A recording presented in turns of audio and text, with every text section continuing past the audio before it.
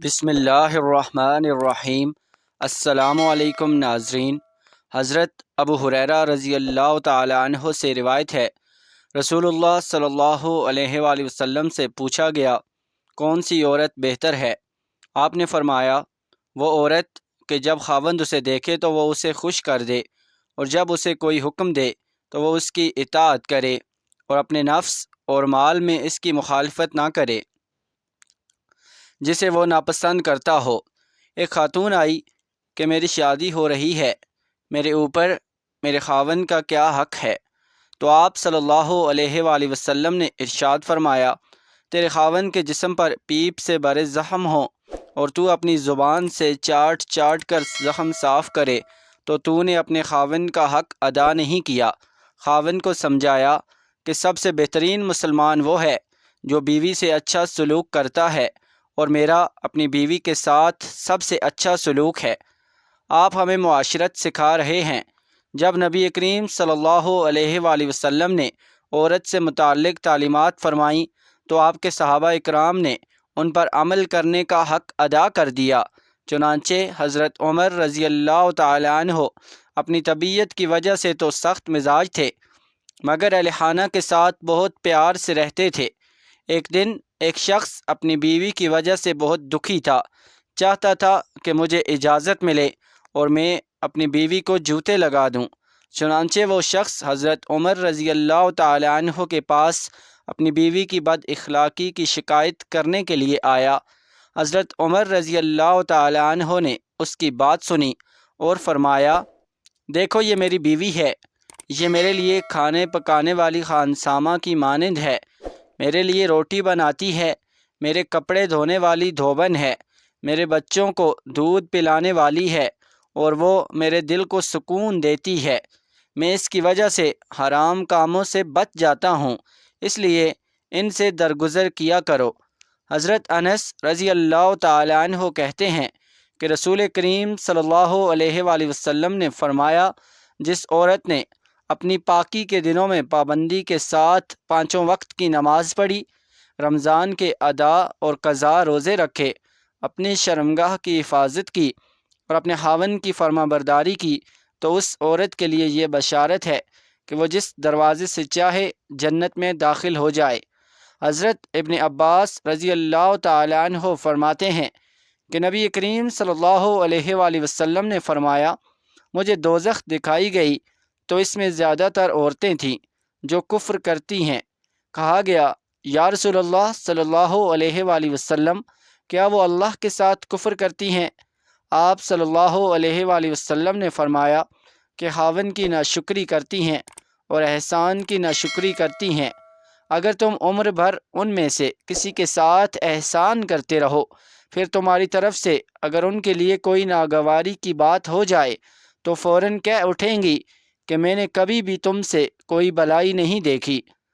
نبی کریم صلی اللہ علیہ وآلہ وسلم نے اپنے ایک بیان میں فرمایا کہ پہلا بنیادی رشتہ خاوند اور بیوی ہے، اور آخری رشتہ بھی خاوند اور بیوی ہے۔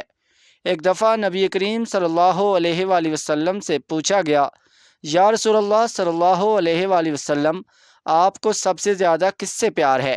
تو آپ نے فرمایا، عائشہ صدیقہ سے۔ پھر نبی کریم نے دوبارہ فرمایا کہ مجھے عائشہ کے والد سے زیادہ پیار ہے۔ حضرت عائشہ صدیقہ رضی اللہ تعالی عنہ چھوٹی عمر کی تھیں، اس لیے نبی کریم صلی اللہ علیہ وآلہ وسلم انہیں آٹا گوندھ کر دیتے تھے۔ جب انہیں آٹا گوندھنا آ گیا تو پھر چھوڑ دیا۔ نبی کریم صلی اللہ علیہ وآلہ وسلم آپ کو اپنے سامنے بٹھا کر اپنے ہاتھوں سے لقمے بنا کر کھلاتے تھے۔ پھر حضرت عائشہ گوشت کا ٹکڑا اٹھا کر دو چار جگہ سے نوچ کر رکھ دیتی تھیں تو اللہ کے نبی صلی اللہ علیہ وآلہ وسلم اسی کو اٹھاتے اور حضرت عائشہ رضی اللہ تعالی عنہ کو دکھاتے اور وہیں سے تناول فرماتے جہاں سے حضرت عائشہ رضی اللہ تعالی عنہ نے تناول فرمایا ہوتا تھا، اور اسی طرح حضرت عائشہ رضی اللہ تعالی عنہ ایک گلاس اٹھاتی اور اس میں سے پانی پیتی تو حضور صلی اللہ علیہ وآلہ وسلم وہی گلاس اٹھاتے اور وہیں سے پانی پیتے جہاں حضرت عائشہ رضی اللہ تعالی عنہ کے ہونٹ لگے ہوتے۔ یہ سب میرے نبی صلی اللہ علیہ وآلہ وسلم کی معاشرت ہے، یہ میرے نبی کی زندگی ہے۔ گھر میں جھاڑو دیتے، اپنے کپڑے خود دھوتے، بکھری چیزوں کو خود جمع کرتے، گھر والوں کے ساتھ مل کر برتن دھوتے، صفائی کرتے۔ یہ میرے نبی صلی اللہ علیہ وآلہ وسلم کی خوبصورت زندگی ہے۔ نبی کریم صلی اللہ علیہ وآلہ وسلم سے پوچھا گیا کہ عورت پر سب سے پہلے کس کا حق ہے؟ تو آپ صلی اللہ علیہ وآلہ وسلم نے فرمایا اس کے خاوند کا۔ حضور صلی اللہ علیہ وآلہ وسلم ایک مرتبہ جہاد کے سفر سے واپس آ رہے تھے۔ اما عائشہ رضی اللہ تعالی عنہ ساتھ ہیں۔ آپ نے صحابہ سے کہا آگے چلے جاؤ۔ وہ سارے آگے چلے گئے۔ جب سارے نظروں سے غائب ہو گئے تو آپ صلی اللہ علیہ وآلہ وسلم نے فرمایا عائشہ دوڑ لگاؤ گی میرے ساتھ؟ فرمایا جی ہاں لگاؤں گی۔ تو حضرت عائشہ رضی اللہ تعالی عنہ فرماتی ہیں کہ میں آگے نکل گئی، اللہ کے نبی صلی اللہ علیہ وآلہ وسلم پیچھے رہ گئے، چاہے آپ جان بوجھ کر دل جوئی کے لیے ہی آہستہ ہوئے ہوں۔ کچھ سال گزر گئے، پھر جہاد کے سفر سے واپسی ہو رہی تھی تو آپ صلی اللہ علیہ وآلہ وسلم نے صحابہ سے یہی کہا کہ آگے چلے جاؤ۔ پھر وہ غائب ہو گئے تو آپ صلی اللہ علیہ وآلہ وسلم نے فرمایا عائشہ رضی اللہ تعالی عنہ دوڑ لگاؤ گی؟ عائشہ نے کہا جی اللہ کے نبی دوڑ لگاؤں گی۔ تو اس دفعہ اللہ کے نبی صلی اللہ علیہ وآلہ وسلم جیت گئے۔ تو پھر حضور صلی اللہ علیہ وآلہ وسلم نے فرمایا عائشہ تیرا میرا حساب برابر۔ حجت الوداع والے سال حضرت سعد بن ابی وقاص رضی اللہ تعالی عنہ فرماتے ہیں کہ میں حجت الوداع والے سال بہت زیادہ بیمار ہو گیا تھا۔ جب حضور اقدس صلی اللہ علیہ وآلہ وسلم میری عیادت کے لیے تشریف لائے تو میں نے کہا میری بیماری زیادہ ہو گئی ہے اور میں مالدار آدمی ہوں اور میرا کوئی وارث نہیں ہے، صرف ایک بیٹی ہے، تو میں اپنا 2 تہائی مال صدقہ کر دوں؟ حضور صلی اللہ علیہ وآلہ وسلم نے فرمایا نہیں۔ میں نے کہا آدھا مال صدقہ کر دوں؟ حضور صلی اللہ علیہ وآلہ وسلم نے فرمایا نہیں۔ میں نے کہا کہ 1/3 مال صدقہ کر دوں؟ آپ صلی اللہ علیہ وآلہ وسلم نے فرمایا 1/3 مال صدقہ کر دو۔